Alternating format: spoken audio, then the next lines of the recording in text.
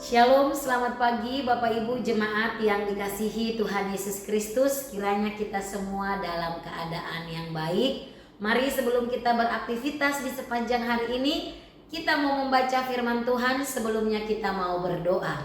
Terpujilah Engkau Tuhan Yesus yang sangat mengasihi kehidupan kami. Sebelum kami memulai keseharian kami, aktivitas kami mau duduk diam mendengarkan firman Tuhan. Dan biarlah lagi firman-Mu mengingatkan akan setiap kami.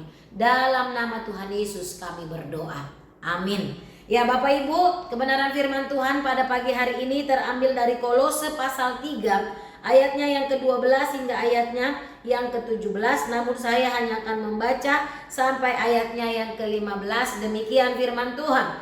Karena itu, sebagai orang-orang pilihan Allah yang dikuduskan, dikasihinya, kenakanlah belas kasihan, kemurahan, kerendahan hati, kelemah lembutan, dan kesabaran. Sabarlah kamu seorang terhadap yang lain, dan ampunilah seorang akan yang lain apabila yang seorang menaruh dendam terhadap yang lain. Sama seperti Tuhan telah mengampuni kamu, kamu perbuat jugalah demikian. Ayat 14. Dan di atas semuanya itu kenakanlah kasih sebagai pengikat yang mempersatukan dan menyempurnakan. Hendaklah damai sejahtera Kristus memerintah dalam hatimu, karena untuk itulah kamu telah dipanggil menjadi satu tubuh, dan bersyukurlah. Ya Bapak Ibu saudara-saudara yang dikasihi Tuhan, di dalam kebenaran firman Tuhan ini Rasul Paulus mengingatkan kita dalam firman ini bahwa kita yang sudah dipilih oleh Allah, yang sudah diselamatkan oleh Allah, yang sudah percaya kepada Allah, kita harus mengenakan manusia baru. Manusia baru yang sudah diperbaharui oleh Yesus Kristus.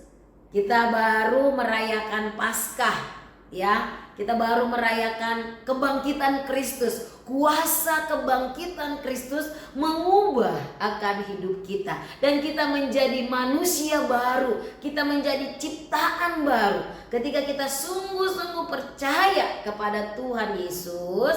Seharusnya lah karakter Kristus itu ada di dalam hidup kita. Ada perubahan yang nyata di dalam kehidupan kita. Dikatakan mengenakan karakter Kristus, ya. Belas kasihan, kemurahan, kerendahan hati, kelemah lembutan, kesabaran. Tentu ini bukanlah hal yang mudah, ya. Namun kita harus menunjukkannya di dalam keseharian kita, karena Kristus sudah meneladankannya bagi setiap kita. Belas kasihan, kemurahan, kerendahan hati.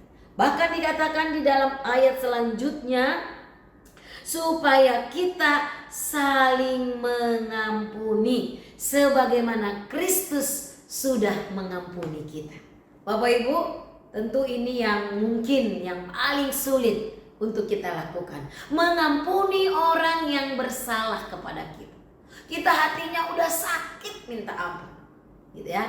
Tapi Tuhan berkata dalam firman-Nya, ya, kita harus mengampuni, ya, sama seperti Kristus telah mengampuni kamu, kamu perbuat jugalah demikian. Ini yang harus kita lakukan sebagai orang-orang percaya, meneladani Kristus. Dan dikatakan di sana, di atas semuanya itu kenakanlah kasih. Kasih yang menjadi pengikat yang menyempurnakan dan mempersatukan. Di dalam kita berelasi dengan sesama, karakter Kristus inilah yang harus ada nyata di dalam kehidupan kita. Sehingga dikatakan, hendaklah damai sejahtera Kristus memerintah dalam hatimu, karena untuk itulah kamu telah dipanggil menjadi satu tubuh. Saudara-saudara, sekali lagi, sesuatu yang tidak mudah. Seringkali manusia lama kita masih suka muncul ya. Kita sulit untuk bersabar, kita sulit untuk menunjukkan belas kasihan, kemurahan dan lain sebagainya. Tapi firman Tuhan sekali lagi pada hari ini mengingatkan kita sebagai manusia yang sudah ditebus oleh Allah. Kristus yang sudah mati di atas kayu salib menebus dosa kita. Mari, harusnya kita memiliki karakter Kristus dalam hidup kita. Kuasa kebangkitan Kristus itu mengubah hidup kita sehingga kita dimampukan untuk boleh memiliki hal-hal yang tadi sudah kita sebutkan. Mengampuni, sabar, dan lain sebagainya. Dan di ayat yang terakhir dikatakan, segala sesuatu yang kamu lakukan dengan perkataan atau perbuatan, lakukanlah semuanya di dalam nama Tuhan Yesus. Fokus hidup kita menjadi berubah, manusia baru, manusia yang diperbaharui di dalam Kristus. Fokus hidup kita bukan lagi untuk diri kita, tetapi untuk Kristus yang sudah mati bagi kita, yang sudah bangkit bagi kita.